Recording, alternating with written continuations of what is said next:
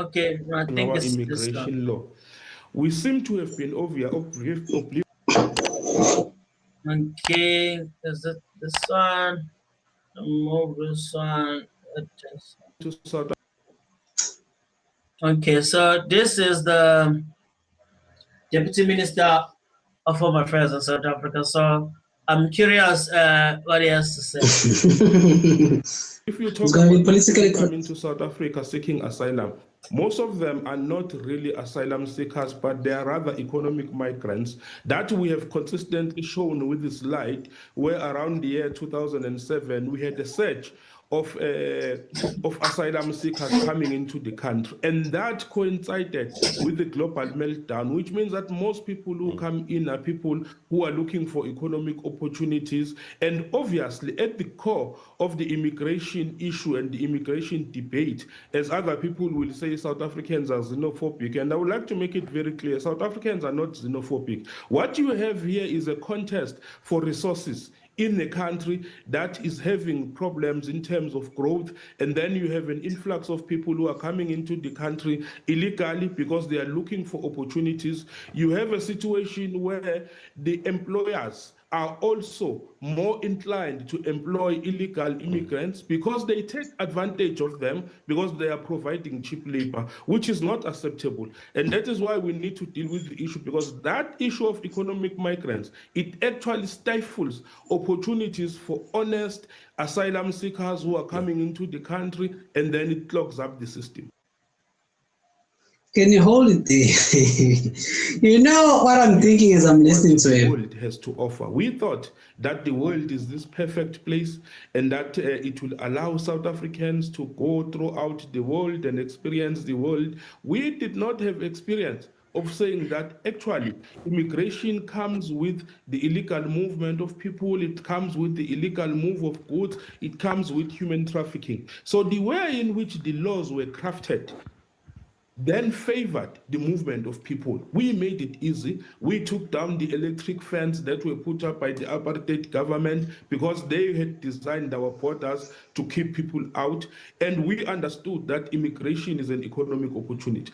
But I want to say one part of it. The reason South Africa has become a country that is receiving, because South Africa is a receiving country of a number of immigration. It's because of the opportunities that are available in the country. It is because of the level of the economy that we are in terms of Africa and better in terms of the other countries. That is why we are attracting so many people to come into the country. Yes, we are now taking the issue seriously. If you look in terms of the past administration, the introduction of the Border Management Authority, it was not there before, but because the state takes serious issues of border and security. Right. One of the things we've said is that an unsafe country can never grow economically. We had a problem in terms of investment into the security cluster. Such investments now are being made. Right. We are seeing with the BMA, we'll be seeing more investment going to the defense to make sure that we secure the sovereign integrity of our country. Deputy Minister, in order to secure the sovereignty or the territorial integrity of a country, we need to understand precise numbers in terms of how many undocumented people we have in this country. Do we know that number?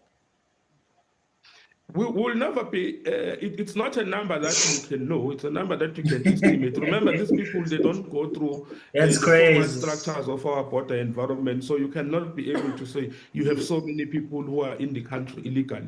And that is why we need to work with communities, with civic organizations, where they know that there is influx or there is residences that have been captured by illegal migrants. They must work with us, even though we do not have all the resources that we do, but we have shown commitment to our inspectorate unit to run inspections within the country to make sure that those who are in the country illegally are actually deported. But that requires a whole of society approach. But if you were to ask me how many legal foreigners that are in the country, I don't think that anyone will know, because when they come in, they do not register anywhere to say that I have arrived. Most of the people that we can account for are those who come in for 90 days stays and then do not leave to go back to their countries, then become legal. We can be able to say who those people are. But a lot of investment has to be made in order for us to correct the situation around illegal migration.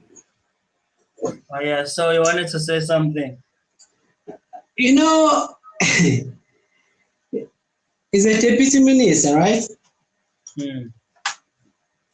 And where's the minister? Why the minister wasn't the one addressing this issue?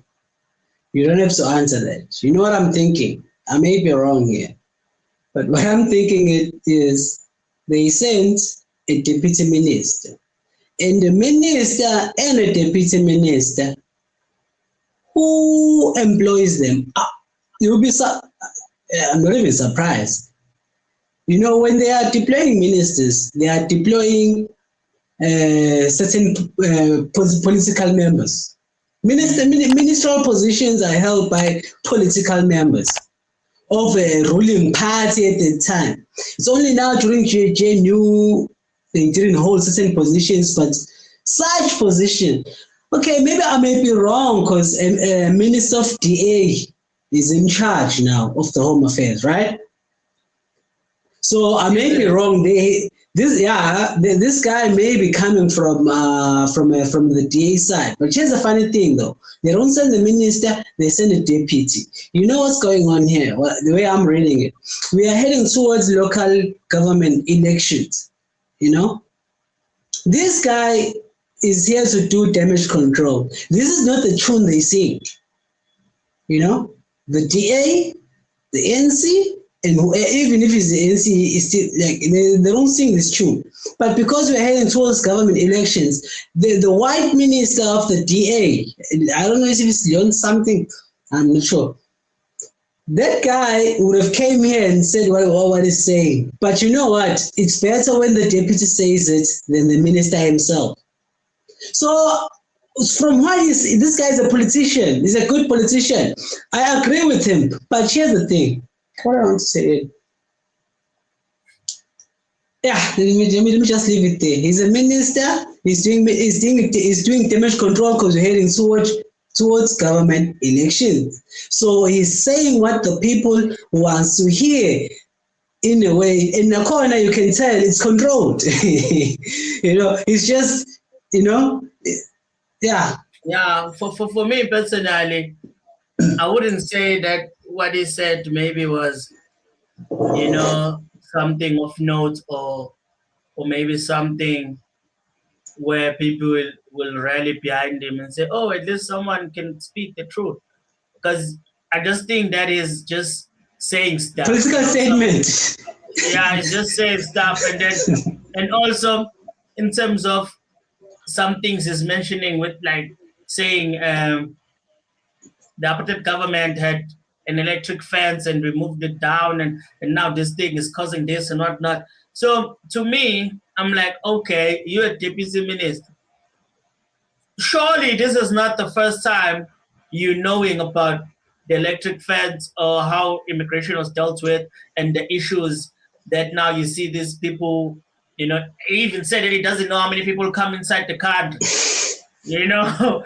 So all those things, and he's a deputy minister of Home Affairs, by the way, which is insane that he doesn't know the numbers.